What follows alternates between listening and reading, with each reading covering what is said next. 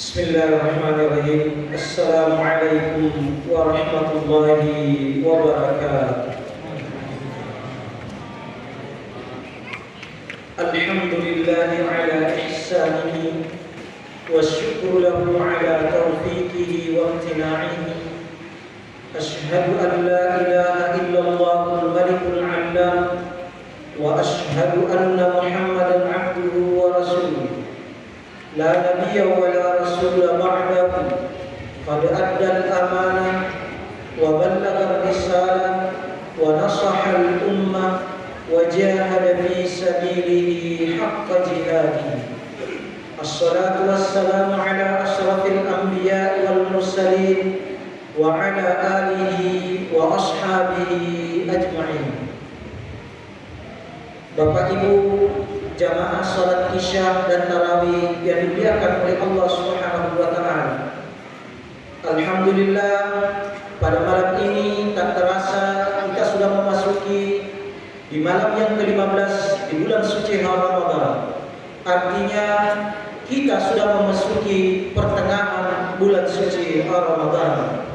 Mudah-mudahan dari ibadah yang kita lakukan dari awal Ramadan sampai sekarang ini kita masih konsisten dan istiqomah dalam mempertahankan nilai-nilai yang biasa kita lakukan dari awal sampai sekarang ini. Sebab jikalau sudah masuk di pertengahan bulan suci Ramadan, maka sudah tentu disinilah kita semakin merasakan betapa beratnya untuk menuju kepada garis finish di bulan Ramadan tersebut. Sebab di antara saudara kita yang terkadang tadinya mereka memiliki semangat yang begitu luar biasa, namun terkadang seiring dengan berjalannya waktu, kini mulai semakin memudar dan kini mulai semakin berkurang. Maka dari itu mudah-mudahan kita yang hadir ini masih tetap konsisten, masih tetap istiqomah, dan masih tetap senantiasa selalu mempertahankan nilai-nilai ibadah yang biasa kita lakukan sampai detik ini. Dan mudah-mudahan dari setiap langkah yang kita lakukan, dari setiap ayunan tangan yang kita lakukan, bisa mendatangkan pahala dan kebaikan untuk kita menuju tempat yang insya Allah diberkahi oleh Allah Subhanahu wa taala dengan satu tujuan, yakni menjalankan ibadah dengan berjamaah. Jikalau kita ingin kembali melihat seperti apa yang pernah disampaikan oleh baginda Rasulullah sallallahu alaihi wasallam dalam sebuah hadisnya, di mana Rasulullah sallallahu alaihi wasallam bersabda, "Man tawadda'a fa ahsana al-wudu, thumma madha ila baitin min buyutillah liyuqda faridatan min fara'idillah, kanat ihdahuma tarfa'u darajat wa tahut khati'atuh." Kata baginda Rasulullah sallallahu alaihi wasallam, siapa yang berwudu di rumahnya kemudian memperbaiki wudunya tersebut, summa madha ila baitin min buyutillah, dalam riwayat yang lain summa masya ila baitin min buyutillah, setelah dia berwudu di rumahnya kemudian dia melangkahkan kakinya menuju ke masjid, dan di antara masjid-masjid Allah, atau dia menuju salah satu masjid di antara masjid-masjid Allah Subhanahu wa taala, liyuqda faridatan min faraidillah, dengan tujuan yakni menegakkan sebuah kewajiban dengan berjamaah, maka kata baginda Rasulullah sallallahu alaihi wasallam, setiap langkahnya yang pertama tarfa'u darajat, yakni diangkat derajatnya oleh Allah Subhanahu wa taala, dan langkah selanjutnya dosanya diampuni oleh Allah Subhanahu wa taala.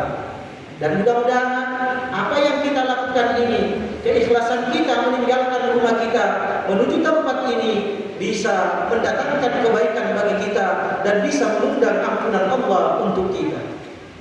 Jikalau berbicara mengenai masalah perintah untuk melaksanakan sebuah ibadah berjamaah, atau kita menuju ke masjid ini dengan istilah kita menegakkan yang namanya berjamaah, karena ada kalanya muncul pertanyaan-pertanyaan di antara saudara kita yang terkadang mereka berkata, untuk apa kita pergi masjid berjamaah? Bukankah saya bisa atau kita bisa melaksanakannya di masjid, atau kita bisa laksanakan di rumah?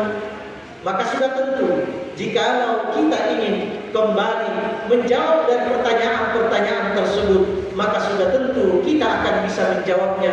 Untuk apa kita membangun masjid ini kalau bukan untuk ditegakkannya yang namanya berjamaah? Untuk apa kita membangun sedemikian mewah masjid ini jikalau kita tidak mau mengerjakan berjamaah di masjid tersebut? Dan kita tahu bahwasanya berapa banyak hikmah yang kita bisa dapatkan jikalau kita tegakkan yang namanya berjamaah. Misalnya sebuah simbol persatuan dan kesatuan umat Islam, sudah tentu kita akan lihat sejauh mana mereka menegakkan jamaah atau berjamaah di dalam melaksanakan sholat tersebut dalam satu tempat. Sebab jikalau jamaah atau berjamaah kita sudah abaikan, maka sudah tentu itu adalah lambang sebuah ketertinggalan dan sebuah lambang bahwasanya kita akan semakin rusak nantinya. Karena dengan ditegakkannya dengan berjamaah, kita bisa semakin tahu bahwasanya saudara kita mungkin mengalami sakit atau mereka dilanda kekurangan atau ditimpa musibah. Disitulah kita bisa semakin paham dan mengerti bagaimana pentingnya sebuah persatuan, bagaimana pentingnya sebuah ukhuwah, bagaimana pentingnya sebuah jamaah. Bapak Ibu jamaah salat Isya dan tarawih yang dimuliakan oleh Allah Subhanahu wa taala.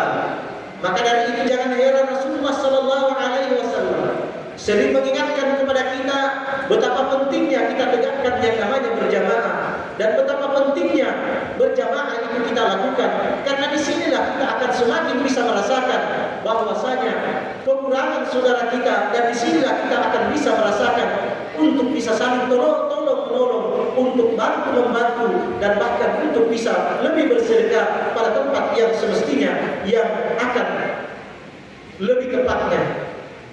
Bapak Ibu jamaah salat Isya dan tarawih yang dimuliakan oleh Allah Subhanahu wa taala, di antara peringatan dari baginda Rasulullah sallallahu alaihi wasallam atau peringatan baginda Rasulullah sallallahu alaihi wasallam jikalau kita senantiasa mengabaikan yang namanya jamaah. Rasulullah sallallahu alaihi wasallam pernah bersabda, "Laqad hamamtu an amuran nasa ay ya'umman nasa."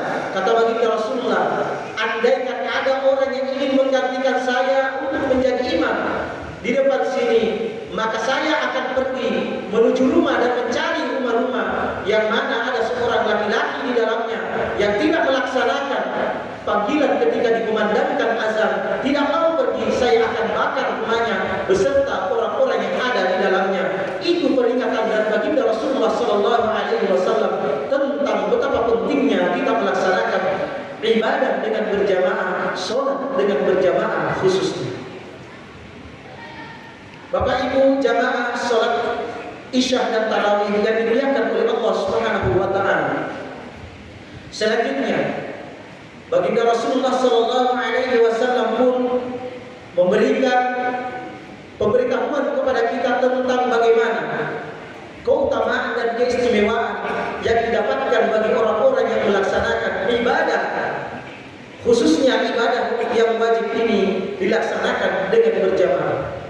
Dan sering kita dengarkan mungkin hadis ini yang paling populer, yakni salatul jamaah afdalu min salatil fardh bi 27 darajah. Dalam riwayat yang lain kata baginda Rasulullah 25, yang mana bagi orang yang melaksanakan sholat berjamaah akan mendapatkan pahala lebih besar ketimbang melaksanakan dengan sendirinya. Yang mana diumpamakan oleh baginda Rasulullah, ketika kita melaksanakan dengan sendiri kita hanya mendapatkan satu kebaikan, tetapi ketika kita melaksanakan dengan berjamaah maka kita akan mendapatkan 27 derajat atau 27 keistimewaan yang lebih besar. Dalam riwayat yang lain disebutkan 25 derajat. Kemudian dalam hadis yang lain pun Rasulullah sallallahu alaihi wasallam memberikan keistimewaan pun juga bagi orang-orang yang senantiasa melaksanakan sholat dengan berjamaah. Yang diantaranya kata baginda Rasulullah sallallahu alaihi wasallam, yang hadis ini diriwayatkan oleh Muslim. Rasulullah sallallahu alaihi wasallam pernah bersabda yang berbunyi, Man shallal isya'a jama'atan faka'annama shallal laila nisfahu. Siapa yang menegakkan salat berjamaah, yakni salat Isya dengan berjamaah, maka dia diumpamakan pahalanya bagikan dia salat seperempat malam.